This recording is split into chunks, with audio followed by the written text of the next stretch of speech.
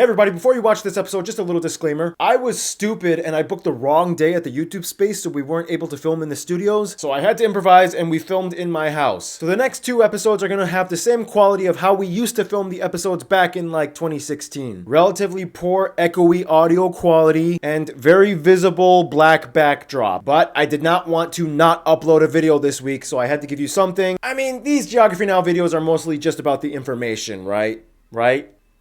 I'm sorry, guys. But anyway, I tried my best, and I still wanted to give you a video this week. So without further ado, here we go.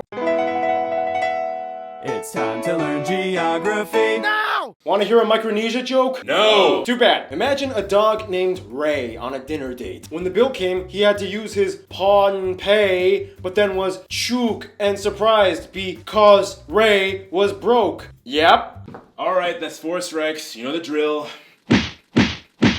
So worth it! Oh, and hey, Noah's back. Hey.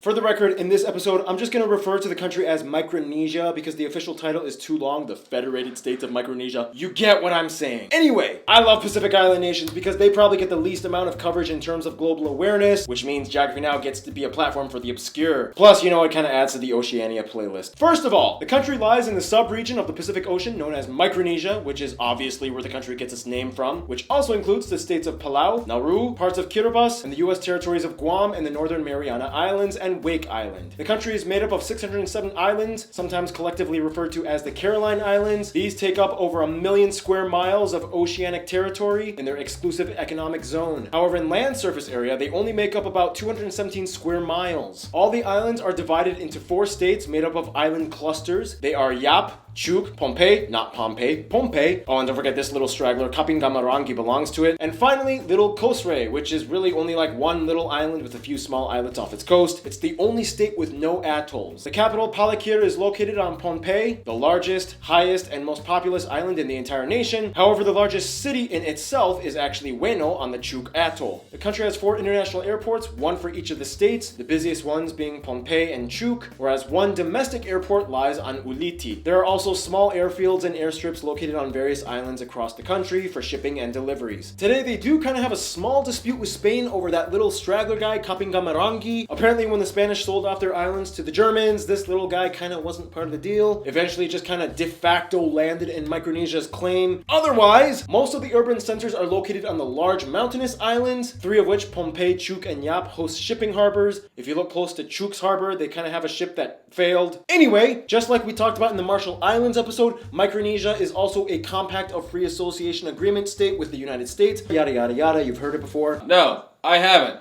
I'm a new subscriber. What do you mean? Oh yeah, some people are new to this channel. Well, basically, in the quickest way I can summarize it. Alright, okay, I think we're kind of ready to be our own thing now. Woohoo! Oh, but you know, I already built all these bases. We have all these cool trade deals and diplomatic agreements with other nations. You guys seem to like that spam stuff as well, and the burgers I introduced. I mean, do you really want to start from scratch? I mean, yes, but I don't know, maybe we can kind of like keep this thing going, but also by relinquishing your official hold on us, so we kind of have like a nominal claim to independence. Oh, Mikey, it's like you've been reading my diary. And that's basically how it happened in the 80s. And speaking of which, some notable sites of the country might include Nan Mandol, the Yap Stones, Chuuk Lagoon, one of the world's biggest wartime ship graveyards, Tamnayog Trail, the Lelu and Menke ruins on Kosrae, the petroglyphs on Pohnpei, the Japanese-era sites like the Old Lighthouse, the Nefo Cave, the Yap Art Gallery Studio, Yap's Living History Museum, and honestly, probably the coolest thing to do would just be walking around the streets of any village and finding a cool cafe or mom and pop shop. Just chill. You're in Micronesia. The entire country in itself is kind of a spectacle to be a part of, and especially when you notice the landscape. Which brings us to... Now, unlike some of their neighbors, Micronesia got lucky and snagged a few solid, fully formed mountainous islands, and when you have hills, you have an advantage. First of all, the country is spread across the western Pacific Ocean on a smaller subregion of the Greater Pacific Plate known as the Caroline Plate, formed by the underwater Sorrel Trough. Mount Nonlod on Pohnpei is the highest peak of the country, where the longest river, the Ladao, flows. Yap and the atolls around it are the only parts of the country that cross over the Philippine Plate, over the Yap Trench. The islands were basically formed from underwater volcanoes those that either partially or fully breached the surface, or both. The ones that had the edges breached became atolls, the ones that had the center breached became full-on islands, and then there was a third kind, which the center and a few edges were breached, which became lagoons. So there you go, Oceanic Geology 101. And there's the part where I take a triple shot of espresso break. That means making his triumphant return. You love him, my physical geography segment co-host, Noah! Yeah, you look a little different. Don't know what you mean. The good news is the islands get quite a bit of rain, so fresh water is never too hard to come by. Most people collect it for daily use. The islands with mountains are able to harbor small rivers and creeks, Pohnpei alone having over 40, some creating beautiful waterfalls. Otherwise, you can hike at beautiful natural sites like the Sokes Rock or scuba dive in many spots like the Blue Hole. The country doesn't have a national animal, but it is a bird haven. Species like the true monarch, the Pohnpei lori, the coast red greater white-eye are all endemic to the islands. Economy-wise, the country mostly depends on agriculture and fishing. However, let's be honest, they only have about 100,000 people, so they come up with a great idea on how to capitalize off of their vast open ocean territory. Hey, you have a lot of ocean Yeah? with fish in it. Yeah, so? I want to go fish in it. Pay up a couple $1 million and we'll give you a seasonal license.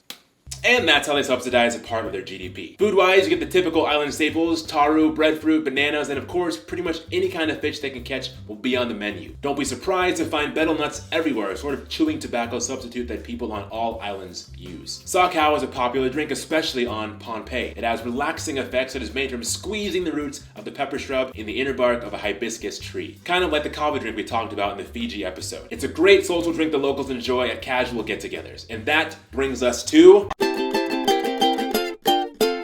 Thank you, Noah. Follow him on Instagram. Alright, so if you're new to this channel, one thing you'll have to learn is when it comes to ocean people, there's a difference between Melanesia, Micronesia, and Polynesia. Micronesians are interesting because it's kind of like each island has its own story and tradition. It's like if you met your cousin once and didn't see them again for 15 years, they'd probably change a lot, but you'd still be family. First of all, the country has about 105,000 people and has about a 3% birth rate. The majority of the country is ethnically Micronesian, however split up into 4 distinct ethno-linguistic groups. About half of the population are Chukis, a quarter are Pohnpeian, 10% Yapese and Outer Yapese, about 6% Kosraean, and the rest of the country is made up of other groups, mostly Americans, Asians, and Polynesians. They use the American dollar as their currency, they use the types A-B plug outlets, and they drive on the right side of the road. However, some of their cars might have steering wheels on the right side, so it's kind of weird. English is the official language used between all peoples, but there are 8 other recognized indigenous languages spoken throughout the islands, including 2 Polynesian languages spoken by the people on Nuku'oro and Kapingamarangi. The Micronesian languages are all related, however some of the words are completely unintelligible. For example, for hello you have Mogetin, Ran Alim, Kaselelia, Len Wo. Yeah, they don't even sound anything alike, and each one has less than 50,000 speakers, so it shows how far the cousins can change when you're separated by thousands of miles of water for centuries. Culturally speaking, the people here come from a long yet mysterious line of chiefdoms, clans, traditions, and customs mostly rooted in oral tradition passed down through generations. There's the legend of the Twin Sorcerers that created Nan Madol. Supposedly they had the help of a flying dragon, and that's how the first dynasty was supposedly started. Not only that, but on Yap, the residents literally used these huge stone discs known as rye stones as their currency. Technically the largest currency in the world. About 65,000 of them can be found all over the islands. You can also find traditional meeting houses called Pe'ebai and Falu. They also use canoes with plated leaf sails. The Chuk Islands has a tradition of love sticks that they kind of use for dating. The man is supposed to poke his crush, and if she accepts, she's supposed to grab the sharp stick and pull him in. Essentially though, you see a lot of remnants of the former colonizers in their society. For example, no shocker, they speak English with an American accent and generally keep up with American media and trends. They love rice too, even though it doesn't grow there. It was introduced from various nations, especially the Japanese. Most Micronesians, at about 97%, are Christians, introduced mostly through the Americans, Germans, and Spanish. About half of them are Protestant, half are Catholic. The more west you go, closer to the Philippines, it becomes more Catholic. The more east, it becomes more Protestant. Speaking of the introduction of outside influences, history. Ancient Austronesian people, probably from Southeast Asia, sailed in. Chieftain-based societies established. The Yap people developed quite a unique economic and religious culture. Nan Madol is built, starting the Settler dynasty. Portuguese come by, but they don't really care too much. The Spanish pass by and care very much. They hold on to it and make it part of the Spanish East Indies. They built the town of Colonia on Pohnpei. The Spanish-American War caused Spain to sell the islands to Germany. Then it became German New Guinea. World War I, the Japanese come in and take it. World War II, Operation Hailstone. The UN agrees that the US should administer the islands as a trust territory. Yap, Chuk, Pohnpei, and Kosrae agree to join up and create a constitution for independence. Then they all signed the Compact of Free Association with the US in 1986. Compact renewed in 2004. And here we are today. Some notable people who are either Micronesian or from the Federated States of Micronesia might include people like Toshio Nakayama, James H. Newman, Leo Falcam, Deborah Daniel, Jesse Che Mori, Orphan Ozeki, Ralinda, Manuel Mingenfeld, Michael Jones McKean, Meter Wendolin, and Kirsten Hadley. To be honest, it was a little difficult to find some of those people. I had to search Micronesian message boards. I don't know, if you just so happen to be a Micronesian person watching this video, please feel free to revise that list if you want. Anyway, friend zone.